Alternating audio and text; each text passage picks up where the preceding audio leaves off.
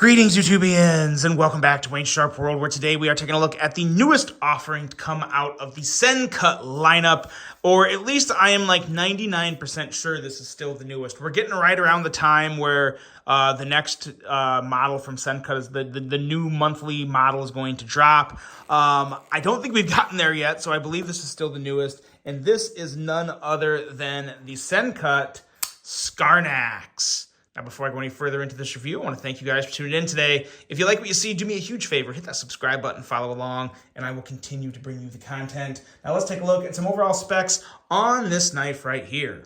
We have an overall length coming in at 8.62 inches, blade length of 3.79 inches. This is a big knife with a blade thickness at 120 thousandths, 9CR18 MOV on that blade steel with a drop point style blade, a nice thin flat grind, handle length coming in at 4.83 inches with a handle thickness at 470 thousandths.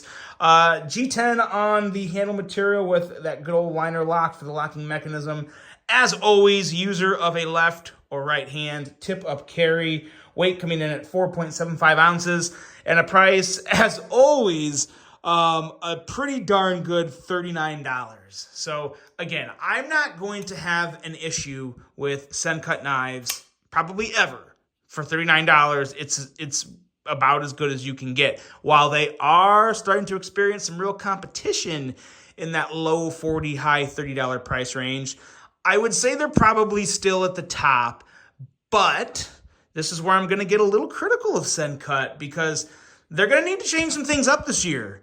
Some of the CGRB models, some of the other budget manufacturers out there are starting to creep on their heels and really give people a reason to look at other brands for that $40-ish price tag.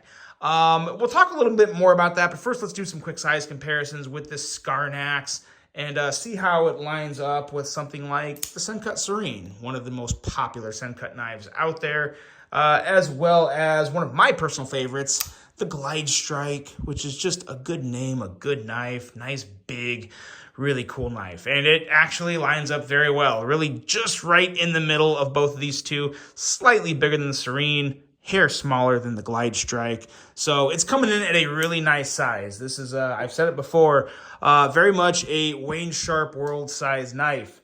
So really, really good in the sizing department and pretty good in the design department. Again, this is where I'm going to get a little critical on Sencut is because they're starting to look the same. Some of these designs don't look very different from other ones. And we've noticed that in the past. That's not the first time this has become a thing. But the reason I'm stressing it now is because of that competition that's starting to creep up on Sencut's heels. You've got companies like CGRB making things like this that are pretty darn good, really darn good, and they're just different. They look different. They have a little more detail going on. They have that sleek look. They have a nice, fun crossbar lock. We really need to see a crossbar locking knife in the Sencut lineup this year. They need to do that. They need to play around with locks. They need to play around with other things to keep them at the top because that could change this year. That could really change. This is a great knife. I don't have anything bad to say about it. The only thing critical is that, yeah, it kind of looks like other knives. If you stuck this with other knives in the Civivi and Sencut lineup, one sec here, you got something like this, which kind of reminds me of the Plasoid, just a little. I mean, these are different knives, but you get what I'm saying, like that, and then there's not enough around me here for me to really pull out and show all of the examples, but I think everyone knows what I'm talking about when I say that. They're just starting to look a little too similar from model to model. We really need to see things pop out like more Glide Strikes, because the Glide Strike, it's a bigger clip point, very different ergos. But then we need to see something like a Glide Strike with a top liner lock. I don't think there's any reason why we can't do a top liner lock in the Sencut lineup. It's not a lot of extra manufacturing. It's not a lot of extra this or that. It can be done, and they're going to need to do that, or crossbar lock.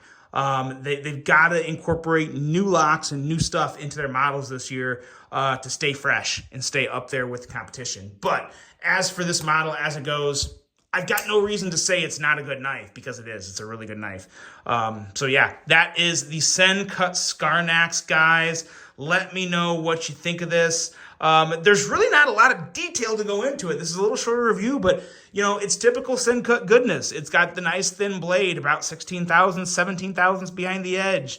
Has a really nice plunge grind right behind the sharpened edge. It has a really good feeling hand. It's, you know, it's flat, it's simple, but it feels good. Deep carry pocket clip. I just don't want to sound like a broken record, because you guys know all that stuff comes with Sencut. I just hope to see a little more from Sencut this year to keep them up there where I think they probably belong. They did a lot of good things to get there. It would be a shame to see the competition come surpass them. So we'll have to see what they do, but that is the Scarx. Let me know what you guys think of this. Let me know if I am off base by saying that it looks like other knives. I think it does. You guys let me know what you think about the Scarx, if you would buy it or pass on it based on the knives you currently own. So let me know what you think about that, guys. Really hope you enjoyed this one. Hope you have a great rest of your day. And until the next one, I'm out.